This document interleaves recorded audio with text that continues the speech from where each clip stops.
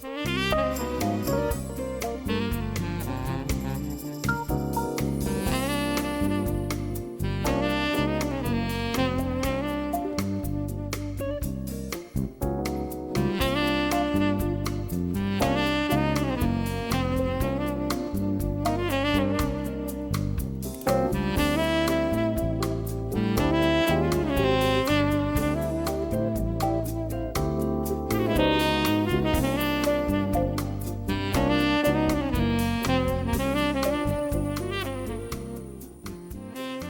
afternoon, everyone, and welcome to Artists of Color, your art and cultural show for the day. And I'm Elaine Hall-Corbin, your host. And this afternoon, I have a very special friend and my special guest, Pelaiah Auset. Not only is she an artist, but she is a fabulous vocalist. Pelaiah, thanks for joining me today. I am so glad I finally got you on the show. Thank you, Elaine. Thank you for having me. Oh, yeah. How you been? Good. I know we've been trying to get our schedules together for a little while now, but I made it. I'm here. And I am glad you are here. Yeah. Yes. Pelaiah. Yes. Let's start off by you telling my audience a little bit about you. Yes, my name is Pelaiah Auset. I was actually born and raised here in Boston. I've lived in other cities, but I've always come back here for some reason or another. No, Boston is lovely. You know, it's brimming with so much talent and so many lovely people. So again, I was born and raised here.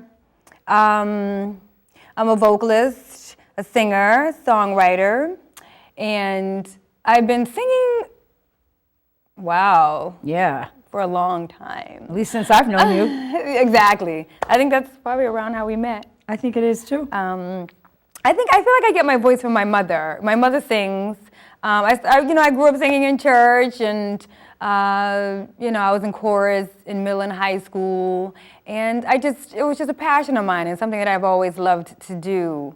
And it's funny because there's a part of me that kind of feels not like it's an obligation, but sometimes I feel like if you have a talent, you should share it with the world.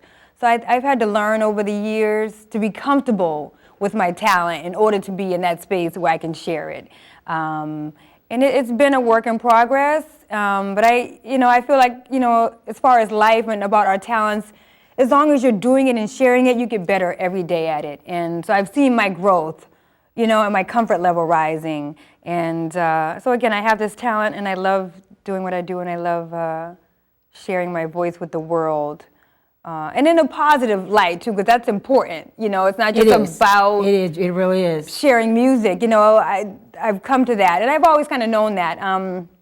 But it's important to share it in the right way, and to be influential. Like, there are a lot of influential people, but are you giving, good influence? Are you giving positive influence? Right. I think I agree with you. Yeah.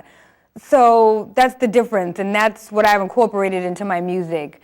Culture and history and the truth, and it's all my experience. Most of my lyrics, I write all my own songs. Yep. I do covers every now and again, but I use my lyrics are based on my personal experience as well as other people's experiences. I know, because you're good at that. Yeah, you are great at that. So yeah, because you've got a couple out there that you do that I love. Don't ask me to remember. No, it's okay. But you do have a couple out there that I absolutely adore. I love them. Elaine, yeah. How long have you been writing? I started out writing. Initially, I grew up singing, but I didn't start performing. I more so started performing around my writing. Oh. I started doing poetry first. I think I wasn't comfortable initially. I wasn't comfortable early on singing. So I started out performing around my writing, around poetry and spoken word. So I'm a great writer, and I think my music has evolved around my writing. And it's funny because when I used to start writing songs, my songs were like long poems. Yeah, they were epic. They were just long, and then I had to learn to structure my writings and my poetry into song format. Oh, but did you find that might have taken away from your poetry? Because see, me being a lover of your poetry and your singing, but I don't think you've ever done anything that was epic. I mean, when I say epic, I mean just like long. Yeah, I know. Epic in that way. It's just like, sometimes my song, I had to learn how to structure my songs. Because the poem can be long. It can. It can be pages and pages. And when I first started writing songs, they were pages long. Wow. Then I had to learn again to structure it into song structure. Chorus, bridge, verse, chorus, bridge, verse. And I don't always stay within those confines because I don't think like that. No, you don't. Within the lines and within the box. So there are times when I structure my songs, and there are times when I just go with the flow of it and just, it is what it is. Yeah. But also, too, as you know, there are times when I incorporate both. I'll do poetry and music. You've done that, in one piece.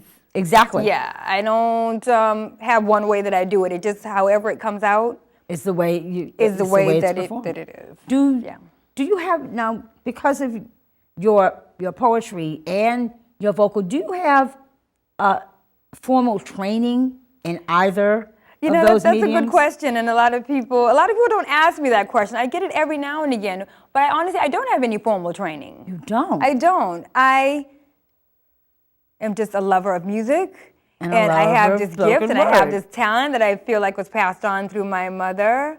Wow. And I just honed in on it and I perfected my talent just over the years. I have a good ear, and I think growing up I would listen to everybody. And Aretha Franklin, Roberta Flack. A lot of them were my favorites. Nina Simone. Yep. Even later on, Anita Baker and certain people like that. So when I was younger, I would listen to music and I would copy it. I would copy how they sang it, and then later on, I learned how to create. Well, not create, but to hone in on my own voice. But initially, I would copy their sound first and how they sang it.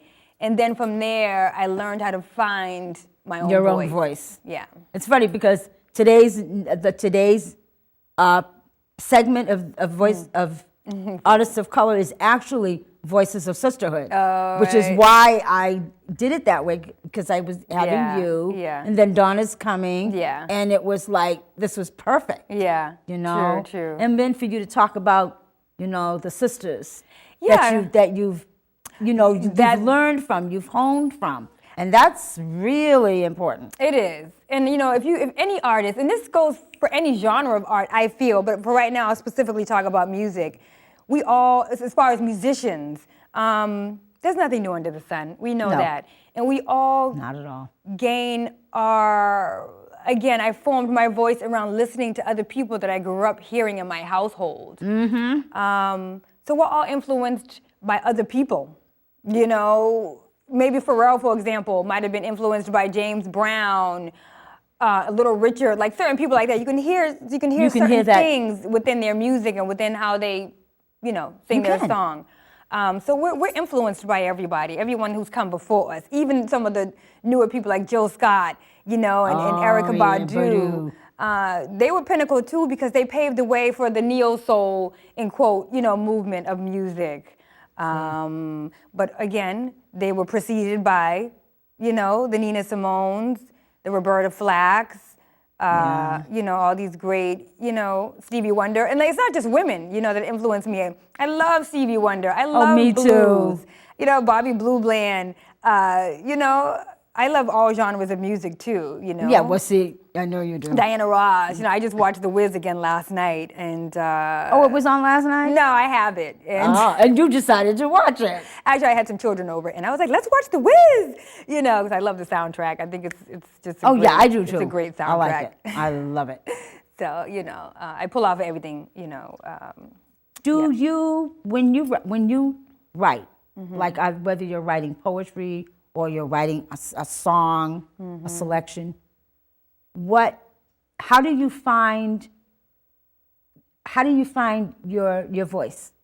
In other words, do you have to be in a soft, quiet, I don't or have do to you be. just comes to you and you every artist is different. Yeah. And every experience with me, not every time it's different, but it can be anything that can inspire me. This show can inspire me, and tonight I'll write a song about, community works and doing, So there isn't one particular way that I go about writing a song. I do, sit down. You have to sit down, hone in. Right. Get in that kind of quiet mode.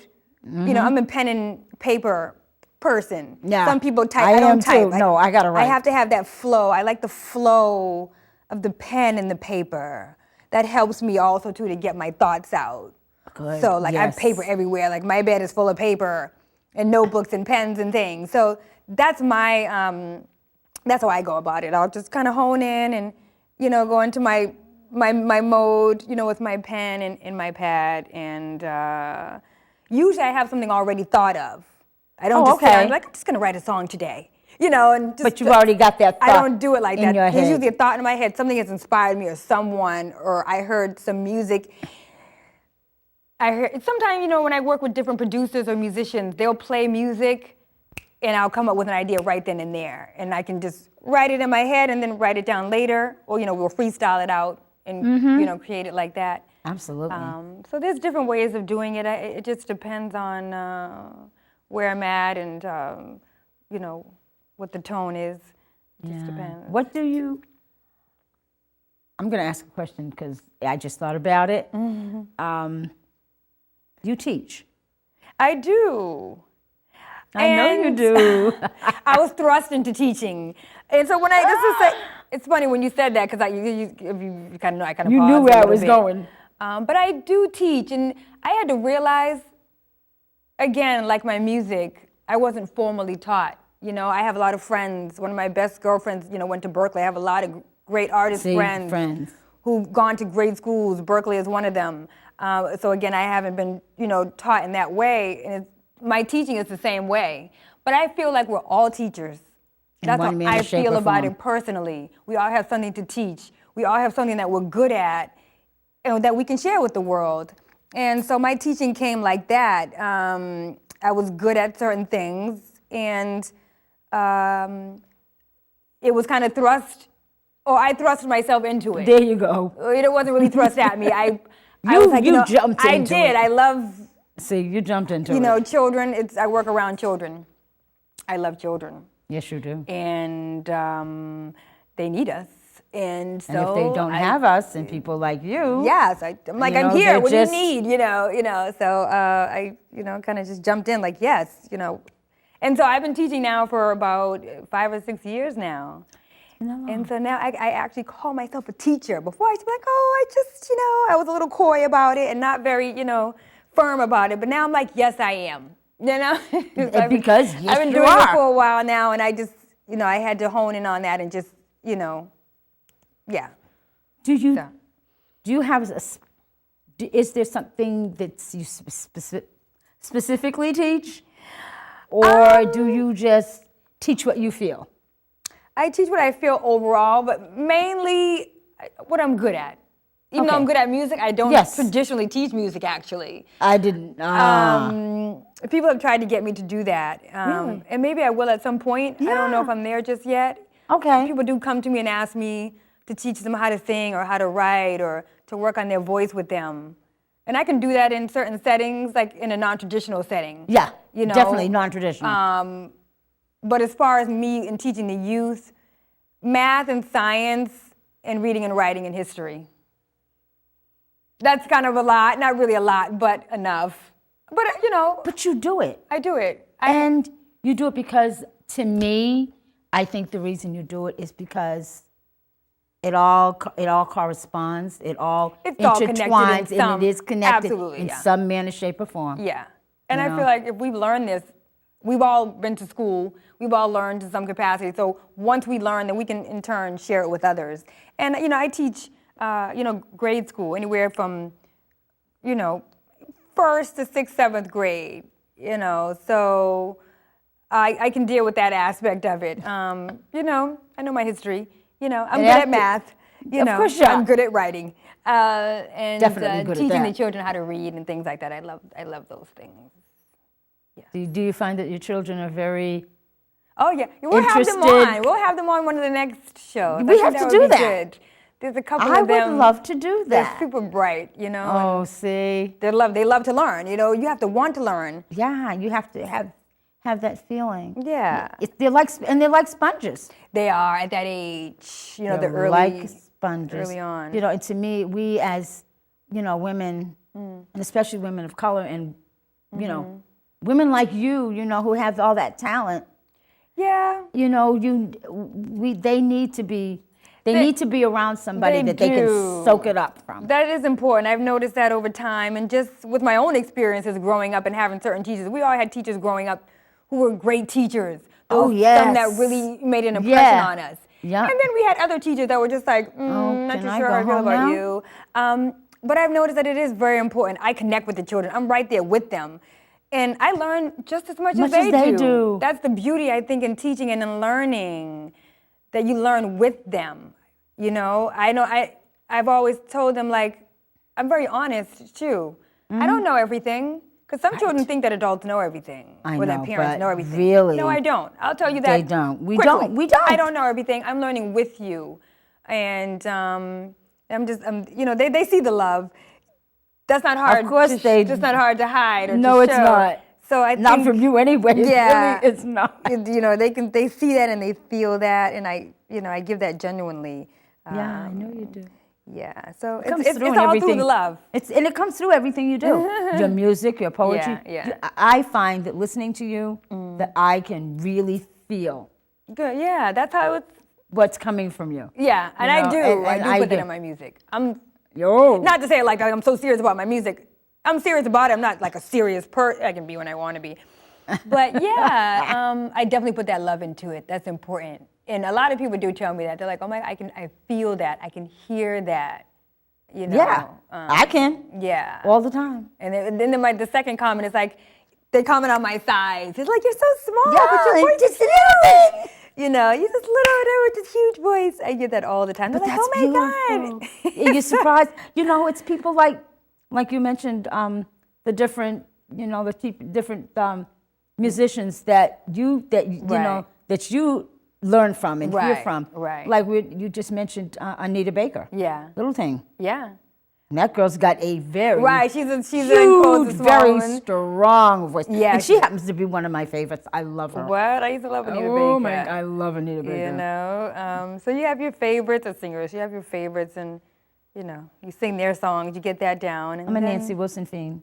I was raised on her. Oh yeah, she's awesome. Absolutely beautiful. There's so many great musicians from that time. When I listen to certain music, I was thinking about that the other day. Just the certain eras, like the 60s had a certain tone. It did, didn't it? You know, the 70s had a certain tone. And then the 80s, if you really listen to the music at certain times, there's a tone with it. With it. Yeah. And it changes. Yeah. I don't know if you've noticed, but have you noticed like the 80s, the mid-80s? I think around the mid-80s when the tone changed, like hip-hop got to be more, and then it was more, not hip-hop, what's the other one? It's hip-hop ultimately, or I don't know, neo-soul or rap or... Rap, that's what I'm thinking of. How it changed around that time. Changed. That's funny that you're saying that, because just recently, like last week, I had a friend who did an interview, and he sent me the link to it, and I listened to the entire interview, and he made a point about that, and he talked about the late 80s going into the early 90s and how hip-hop changed. And he talked specifically about West Coast rap. Because there's a difference between hip-hop and rap. Yes, there are rappers, there are lyricists, there are poets. You know, rap came out of poetry. Yep, it did. Hip-hop came out of poetry, which came out of rapping, but like, you know, 70s rapping, not just like rapping, but like, you know, brothers just kicking it rapping. Like, let me rap to you, you know, rapping. That type exactly. of rap. So he talked about 90s and how he felt like West Coast music, but specifically, I'm trying to think of the name of the group, like, you know, when Eazy-E was around and Ice Cube, that group, NWA.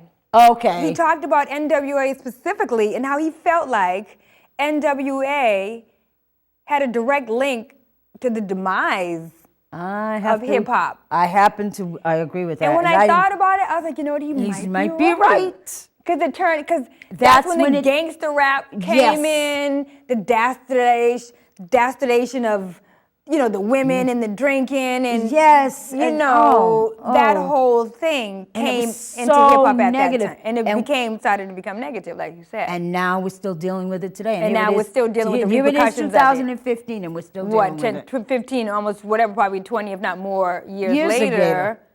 Like you said, we're still dealing with that. With the repercussions of that. So when he said that, I thought about it. I was like, wow. That you might be right about that. I think he might be right about it too. So yeah, you're right about that. How it did change. Yeah. But it changes. But everything changes. There's always change. But to me, and I'm sure you agree with this, it's good if it changes for the better. Right. Change is constant. Change is necessary and change is constant. But like you said, though, is it hindering or helping? Is it for the better? Yeah. Is it for the better or is it for the negative? Because I remember, I wasn't there. I mean, I was there. For example, when jazz came in, maybe in the early 60s or late 50s, they didn't really like it. It was like, they called it the devil music. You know what I mean? So it takes sometimes for things to catch on. Yes, but... I agree, but this is something totally different, where we're at now. Yeah. In the state of music, or if you want to call it black music, or specifically hip hop. Yeah. It's changed a lot, and it got to its lowest point. I feel right now, but there are those people who are trying to bring it up. Yeah, and I've noticed that. Yeah, because I've watched different programs on TV, and I've noticed the change. In rap and hip hop, and I noticed that they're really trying. There are those out there that are trying to bring it up. And make it more positive. Right. Because there's so many different effects. TV is an effect. BET was bought out. I know. BET is not of color anymore. It's not run. I didn't know that until recently. Right. So it's called Black Entertainment Television, and they still show, our music and our stories, but it's coming from a different perspective now.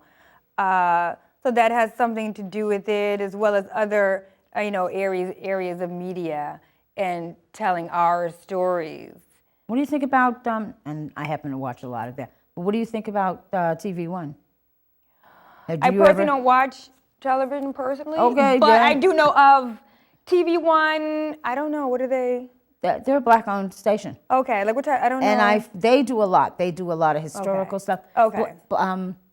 Black Enterprise, which is, of course, I know the magazine, Black Enterprise. Okay. They have a program that they do every Sunday morning. Oh, okay. I listen to them every Sunday morning. Okay.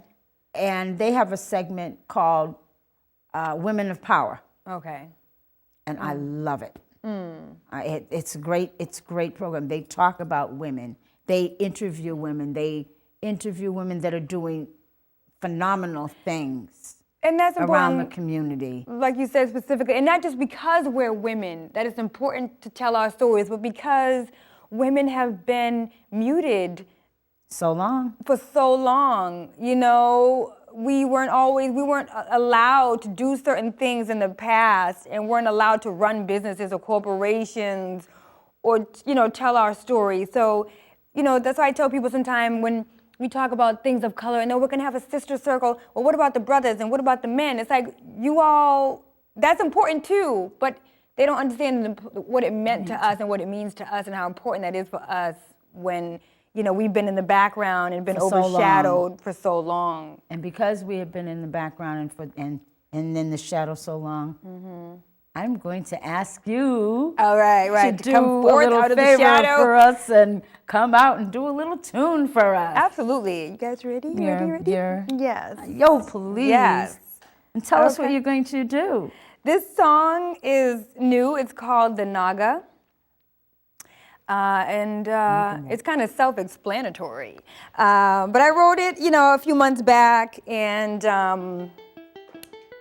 it pretty much just talks about us and who we are and honing in on our power, because it's important. That's what time it is now, honing on your power. Yes. So this is the Nagai.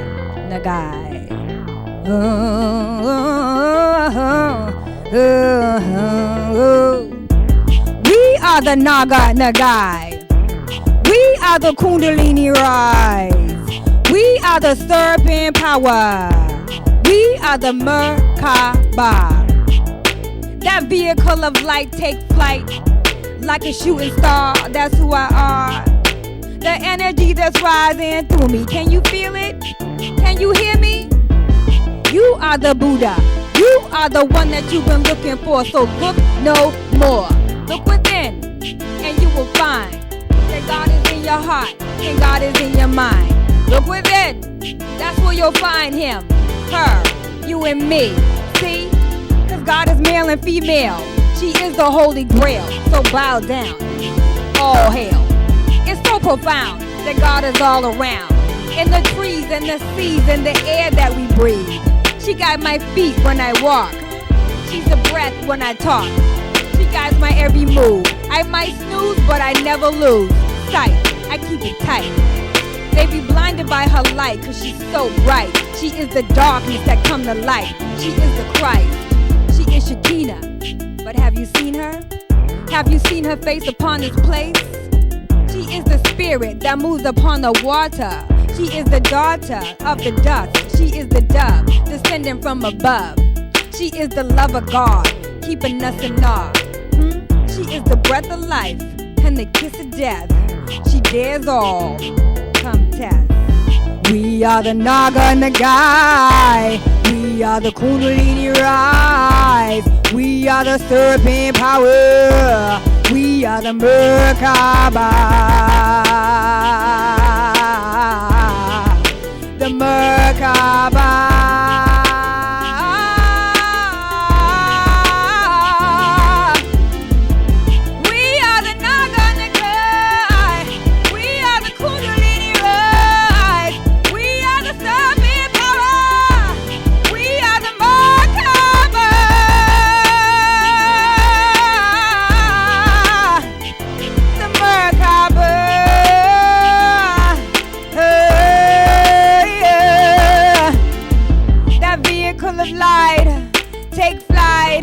Like a shooting star, that's who I are. The energy that's rising through me. Can you feel it? Can you hear me? We're on the rise. The Naga Nagai. Nagoose Naga Nagai. All hail, all rise. Peace. I'm Pelaiah Auset.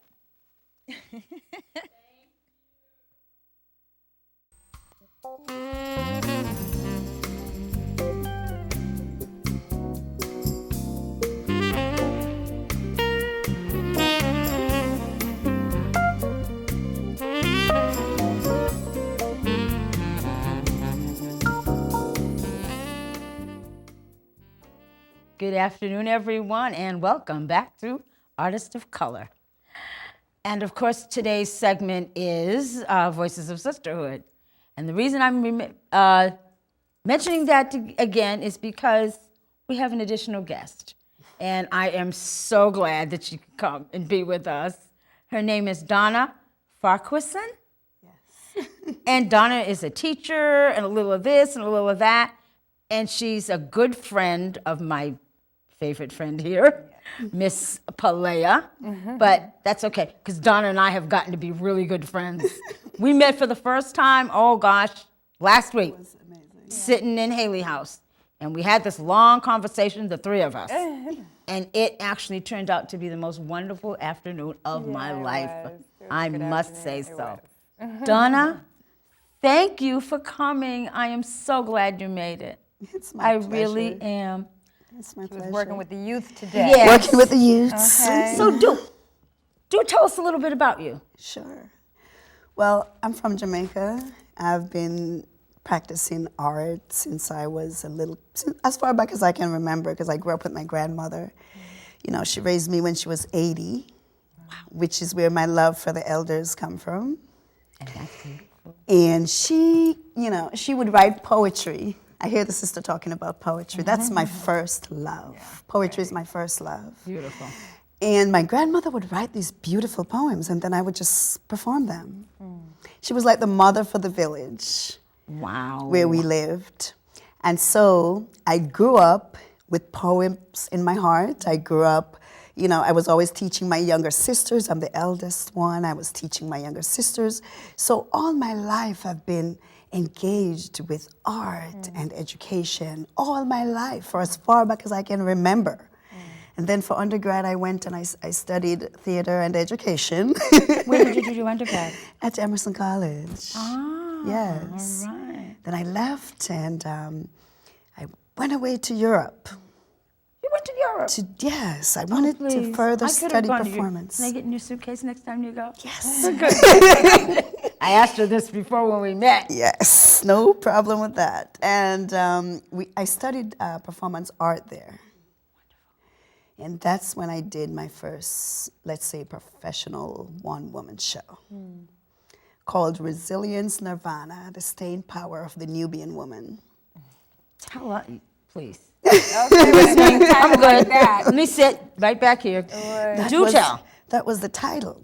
And it's interesting because when I did that show, it was almost as if there was a message that I had to carry out and I could never repeat the show again. It was weird because I've never repeated the show, even though I've tried. I can never repeat it. What? It's interesting because now I'm seeing all these things being revealed to me that actually I was addressing in the show and wasn't even aware of. I've always loved the Greek tragedies. I love the strong personalities in those tragedies. And I couldn't understand why I was so attracted to them ever since I was introduced to Greek theater. And as I got older and did a lot more research, because I'm always researching, I realized, oh my God, this is why I love this thing.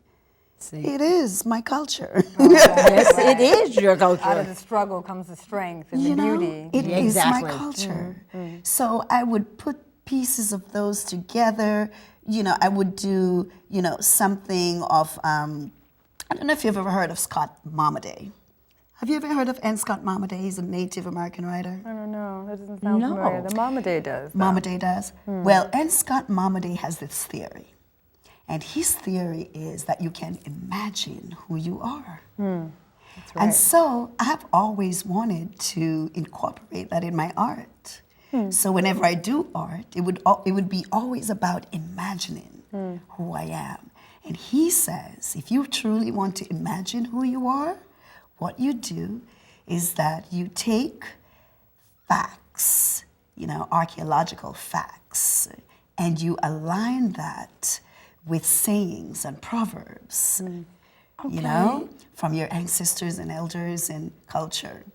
And when you're done, you align those two things with your own experience of the world. And in doing so, you're able to imagine who you are. That makes sense. Imagine that. I love that. Oh, Imagine I do that. too. Makes sense, yeah. It would. Yes, I know I strayed a little bit. No, No, that's real. I like that story. This is great. This is absolutely fantastic. I was with my daughter last week, and ever heard of a store called, let me see, Horizon? I believe it's in Brookline Village. How's it spelled? It's a crystal. Like literally horizon, but the way they spell it is S-O-N? No, Horizon? Or is it Heru? I think it's Heru. Because Heru is a Kemetan It's a deity. crystal. It's And a he's the crystal sun. crystal Okay. store, Okay. and they're in Brookline Village. Yes. I have been going there for a long time. I hadn't been there in a long time, but I used to go there a lot with my daughter's uncle, who was an herbologist. And he was the first one that taught me about crystals and what they meant and the different colors and how they worked. Energy and the power behind The energy, you got it. The energy. I've been looking for a CD on Native American meditation. And I went in there and my daughter and I were looking at these different crystals. And then I started looking for meditations. And I asked the woman in the store if she had any CDs on Native American meditation. And she had one that she pulled out, and I wasn't crazy about it. So I said, no, not that one. She says, well, wait a minute. I says, I'm looking for original and traditional meditations. Okay, right. Native American meditation. So she went in the back and she said, well, I've got these 3 here, and they're by the original Native Americans. I said, this is what I'm looking for. So I bought one, and my daughter bought one. And the one that I'm using now is called Covenant. And it's Native American sister. She's done them all. And at the very beginning, a shaman does a Thanksgiving before she starts to sing. Okay. That And sounds delicious. it was, I said, yeah, this is what I've been looking for. Yeah. Because I'm also, being Native American partially, both my grandparents were, and I'm learning I'm teaching myself Cherokee language. Okay. That is awesome. Yeah, so the reason I mention it is because you're talking about, heritage and who we are and what we're doing and knowing who we are and what we want to be. Right. Well, ultimately, without that, you have no direction. Right. Thank you. Ultimately. Today in my class, I was teaching some first graders today. And as usual, we're talking about history because I have to frame. Right. I have to frame everything I teach. I have to frame them culturally, and Give them a preface and a point of reference. yes, Set the preface tone. and yes, sister, exactly so. And so, which is what multicultural education really should be about. It shouldn't be about just integrating Different cultures. No, Right. it shouldn't be about that. There's Right. so many other dimensions that you're not touching on. That's true. Yeah, children That's have very- to make sense of their worlds. And so, a child, when I said that, I was reading for them, and then the child, I said, okay, we started framing some stuff about our ancestors, and I said, okay, let's get back to reading, and the child started to cry. And I said, baby, why are you crying? I never get to hear about my ancestors. I never get to hear my history. She cried, tears. I could not move on with the book. The reason I'm telling you this story, I want you to know how hungry. Right. Our They children are for are that. She sat there emotional about it. Like I you said, cried. literally crying. No, I would cry. No, See, it does. It you will can't even- hit you that can't even point in see it. you. Under these glasses, I'm beginning to cry. And so I know exactly what you're grader talking said about. this to you. See? I cannot teach them and not mention history and ancestors. Wow. She did a card to thank her ancestors. Oh, Now, that's lovely. I feel so embarrassed. No, Don't, fine. because see, I'm holding mine in. Because we don't realize that emotion is a beautiful thing. We hide our emotions, but it's a beautiful thing. It's a cleansing, it's a growth, that comes with that. Well, I'm a so crier. I honor that. I'm such a crier. But anyway, Right. but this is what I go through on a daily basis. I go through this, when you tell them of their history, they look at you and they go, Miss Donna, you put love in my heart. When you hear those words. Right. Oh, my God. I don't think people realize how hungry these children are. Weren't we talking about were them just before saying she that. I was came? just about to about segue the that. children How being sponges. important that is. They want it. Absolutely. And one little boy in the back said something. He said, Miss Donna, my mommy says I'm too young. Too young for what? I said, learn I that? said, too what? Too young for what, baby? Mommy says I'm too young to know my history. Oh. The reason I mention this is because I really want our people to understand that loving yourself does not mean you hate anyone else. No, it doesn't. It's important to understand that. If you don't know who you are, You've got to know that first and Yes, foremost. first and and foremost. then you love everyone else and the rest of your community and society. Yeah. So I am very troubled about this. I'm very troubled about this idea in our community that we cannot, you're the best, that we cannot, I'm very troubled that we cannot embrace our history because we are afraid of how it's going to affect others. someone. Okay. Now, if you understand that there's only one race, which is the human race, thank you. why is it a problem to embrace your culture and even share it with other races? And we need to get there. I understand why we're not there. We're intimidated, some of us. We're nervous. And some of us are intimidated, as you said, Donna. Yes. Some of us are still afraid of There's the fear of the repercussions. where we've come from. Right. Yes. And where we are now and how we got to be where we are now. Right. And many of us can't Handle it. handle it and they can't face it. It's the mindset. And so It we have is. to make a decision Yeah, to change our minds That's right. I agree. and put our minds in a different place. So we can march forward as the human race. Right. Thank you. And accept that everything our ancestors, listen, I don't only have African children in my class, I have Hispanic children, I have Caucasian children. But that doesn't stop me from talking about ancestors. Right. No. Because in my mind, they're all our ancestors. Absolutely. As the human race. Race. True indeed. Thank you. You are right. You real. are so right. You see, and a little. And that's a perfect educator. And a real, you know what I mean? Not say a perfect educator, but yeah, it should come from that base and from that foundation, like you said, where the human race, you know what I mean? It's not just culturally. Yeah, they're beautiful things. Like you said, you learn from the Greek tragedies. Yes. You know, we learn from Native American culture. Yes.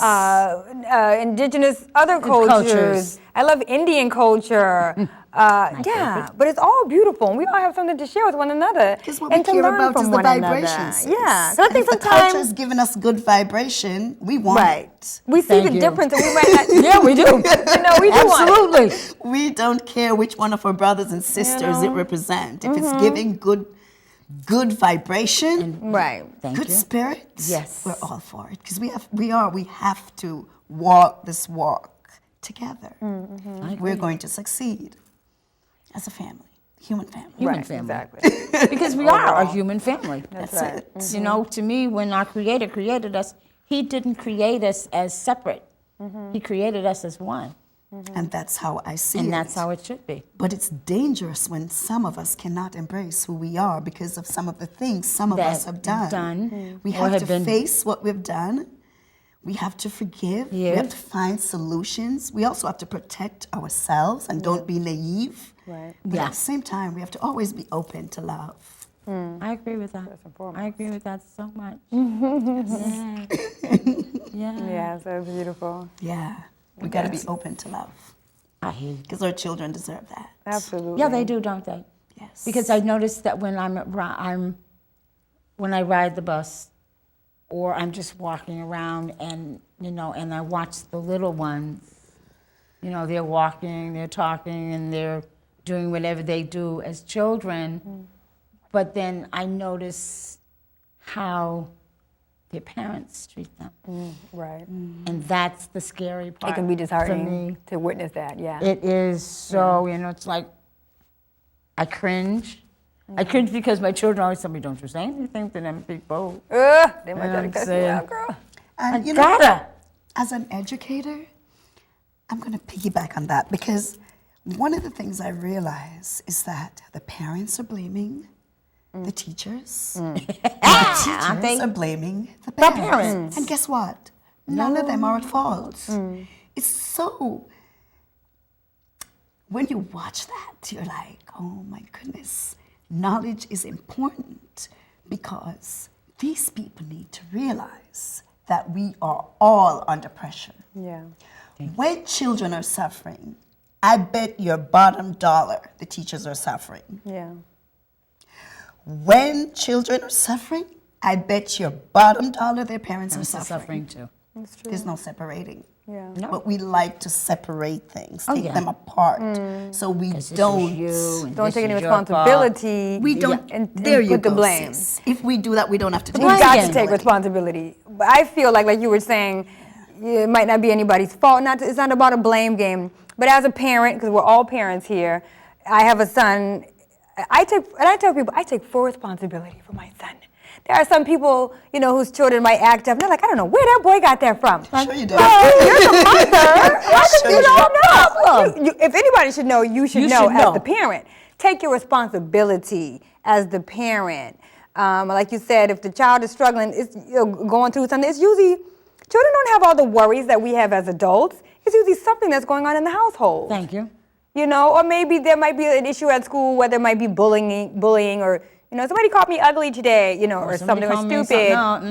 You know, like even for example, with that, I tell my children, "Sir, that is not allowed here. You cannot call anyone stupid, ugly, shut up." You know, there's certain words that just aren't allowed. I'm like, you can't do that. It's a low vibration sound, but it's also, it makes people feel bad. Nobody wants to hear that. It does, sis. And you know, that starts at home and in the classroom. But I would tell you this that I notice also, because I always like to push in some of these little things that I get from experience, you know? One of the things I notice that, you know, empathy is not a big thing on our list these days. Yeah, you're right. It's not. We don't care. It's like there's no care. Right. I tell you this, with when I think about a parent, this is what I think about.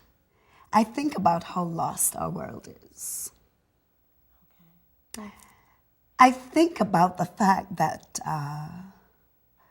most African American people, and I know we see these big stars on TV making money and all that, but that does not represent us. That's not, you know, that's not the 95% of us that there are. It's not us. We are under a lot of pressure. The empathy I feel for the children. That's it. I feel for the parents. Yeah. Now, most parents, we have to remember that it was just a little over 300, 400 years ago slavery was around. We seem to forget that when we're judging. That's 4 generations. That's what I was saying. Put that in perspective. Yes. Because some of us are still living that. It sounds like a long time, but that's technically It's really about not. 4, maybe 5 generations. That's all. Yeah. That's nothing. That's like my No, it's not. great-great-great-grandmother. You know what I mean? And most of the parents, even though if you talk to them about it, they might say, I know better, subconsciously, they don't. They don't. You're right. Subconsciously, they do not. And most of their actions are, let me say our actions, because my grandmother say when you do that, there are fingers pointing back at you. Most of our actions, I will tell you, come from lack of knowledge and ignorance. Ignorance meaning ignoring the truth because we're scared or intimidated or we want to we are so loving, our people. We're so loving. I know this. We love, okay? Yeah. But things are so hard right now. Yeah. A lot of people aren't feeling it. Not a lot. Some people aren't feeling it, but a lot are feeling it. And the parents are under pressure. They're not in that position to give their children. Sis, we are very fortunate that we're a part of a conscious community. Right, right. And that we know better. Right. And in so many ways. But there are many families who have no clue. They want it, but they have no clue what to do. Right. Or how to even begin. See that. Right. And the bigger picture is, even though we know at this level, when you think about the bigger picture, you say to yourself, which human being can withstand this? That's something for us to think about. Yes. We are on our way, though.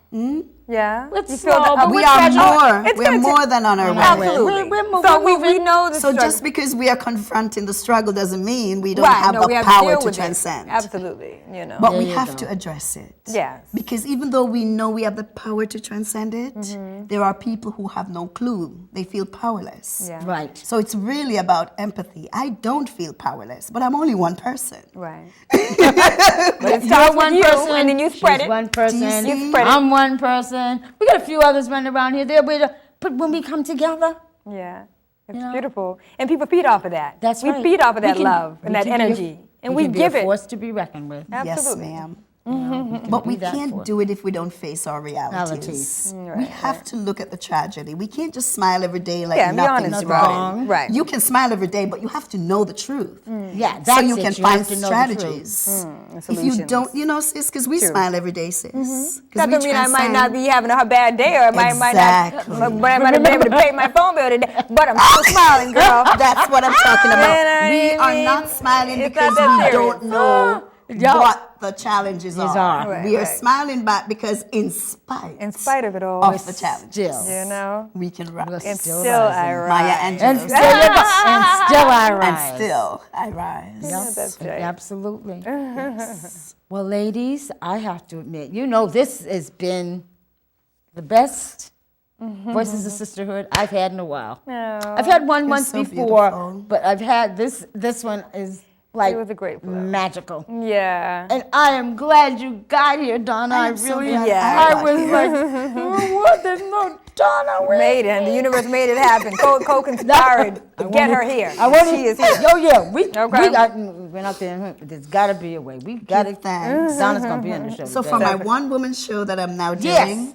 hopefully I'll be back. We'll plug that in. You no. want to talk about it Yes. briefly? Yes. Give us intro about that? Absolutely, Yes. This one is, the working name is Zion. Zion. Because I'm ready to talk about bliss and beauty. Oh, you know? I'm ready to. Ooh. I'm ready to talk about our beauty, our honesty, our loving nature. I'm ready to love. So that's the theme. And that's the theme. The Of the theme next- is, do you understand who you are? Okay, I'm ready for that. Do you understand how beautiful you are? I'm seriously ready for Did you that. put that contact lens in lately? Get one in. I mean, not the real one. You know, get that lens in, and that lens is knowing who you are. There You you get go. that lens in, You know, you can see yourself. we're thinking about one woman show here. Okay. We were talking because I don't know if I mentioned this when you and I first met. Yes. But I'm doing my women's project, Voices of Sisterhood. Yes. We are It's going amazing. to have we're going to do a one-day seminar. Okay. The end of June, the 27th of June to be exact. We're going to be doing that. And I'm hoping, we're working on that, and we're going to have loads. I'm praying for many, many people, and we'll work on that. I mean, Work in the progress, information yeah. should be up, and we can, Okay. be I'm looking wonderful. forward to Yeah. it. And I want to thank my wonderful, wonderful guest, Donna Pelaiah, Farquharson. Pelaiah Auset. Thank you for and having Donna me. Farquharson. Farquharson. You should have The two of you, you two. Okay. It's always a pleasure. Elaine.